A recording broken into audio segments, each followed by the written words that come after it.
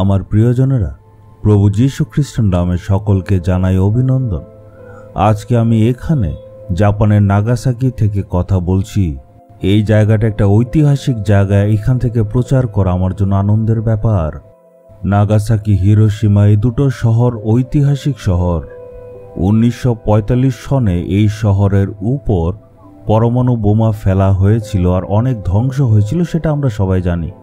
বিশ্বাসীদের জন্য এই শহরটা খুব বিশেষ, কারণ 1600 থেকে 1800 খ্রিস্টাব্দ পর্যন্ত বিশ্বাসীরা এই দেশে ছিল। তখন তাদের উপর অনেক তাড়না হয়েছিল।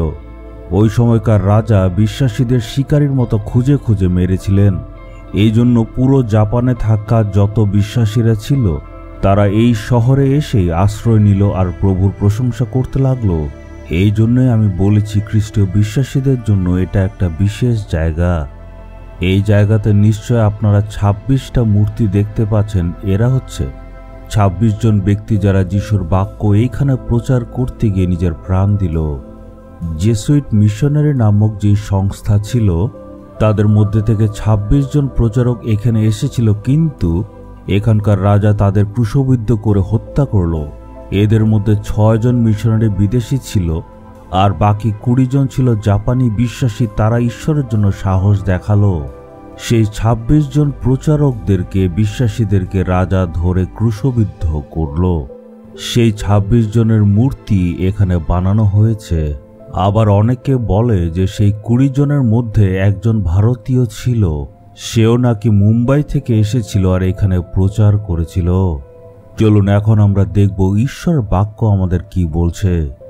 আমরা দেখব 2 তিমথিয়র পুস্তকের 2 অধ্যায়ের 12 পদে, যদি সহ্য করি তাহলে তার সঙ্গে রাজত্বও করব। হয়তো যেহেতু আপনি যিশুকে গ্রহণ করেছেন, তার জন্য আপনার পরিবারের লোকেরাই আপনার শত্রু। তারা আপনার বিরুদ্ধে নানা রকম কাজ করে। যেখানে আপনি কাজ করেন সেখানেও অনেক লোকেরা আপনার বিরুদ্ধে দাঁড়ায়। পরিস্থিতি এমন হয়েছে যে আমাদের দেশের লোকেরা পর্যন্ত ধমকি দেয়, দেশ থেকে তোমাদের বের করে দেব। প্রভু যিশুকে যেহেতু আমরা গ্রহণ করেছি, তাই অনেক বিরোধিতা আছে। এই সব নিন্দা, অপমান, তাড়না সহ্য করতে হয়। আপনি যেখানে থাকেন, পড়াশোনা করেন, সেখানে আমাদের বিরুদ্ধে নানা লোকেরা কাজ করে। যিশু বলেছেন, কেউ যদি আমার শিষ্য হতে চায়, সে নিজেকে অস্বীকার করুক আর নিজের ক্রুশকে তুলে নিয়ে আসুক। যিশুর সাথে দুঃখ ভোগ করা একটা আনন্দের বিষয়। যারা বিশ্বাসী তারা যিশুর মতো নিজের ক্রুশকে নিজেদের কাঁধের উপর তুলে হাঁটতে হবে। তারা নিজেদেরকে যিশুর কাছে সম্পূর্ণ অর্পণ করতে হবে।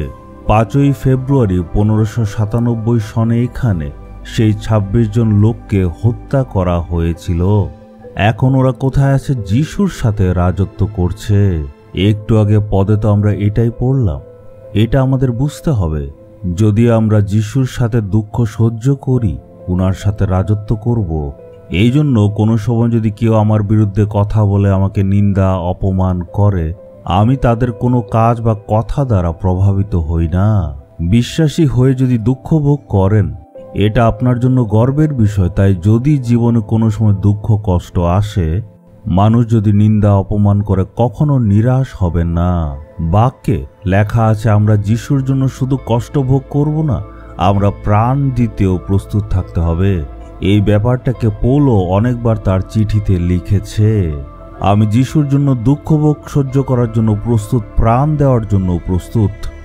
একইভাবে আমরাও নিজেদেরকে অর্পণ করতে হবে। যিশুর জন্য নিন্দা অপমান এই সব কিছু সহ্য করা একটা সুন্দর অভিজ্ঞতা। যিশুর জন্য দুঃখ ভোগ করার সময় ঈশ্বরের প্রশংসা করুন। একদিন আপনি যখন আপনার আত্মিক দৌড় সম্পূর্ণ করবেন, তখন ঈশ্বরের সামনে যাবেন। চলুন প্রার্থনা করি। হে প্রভু, যারা এই জায়গাতে আপনার জন্য নিজেদের প্রাণ দিয়েছে, আমরা জানি তারা এখন আপনার সঙ্গে স্বর্গে রাজত্ব করছে। আজকে আমরাও নিজেদেরকে অর্পণ করি। আজকে যারা এই বাক্য শুনছে, তারা সকলেই যাতে আপনার জন্য কষ্ট সহ্য করতে, প্রভু যিশুর সেই পবিত্র নামের জন্য নিন্দা অপমান সহ্য করতে ও তার জন্য মৃত্যুবরণ করতে যাতে প্রস্তুত থাকে। তারা যাতে সবকিছু আনন্দের সহিত সহ্য করে, এই প্রার্থনা যিশুর নামে চাইলাম। Amen, amen.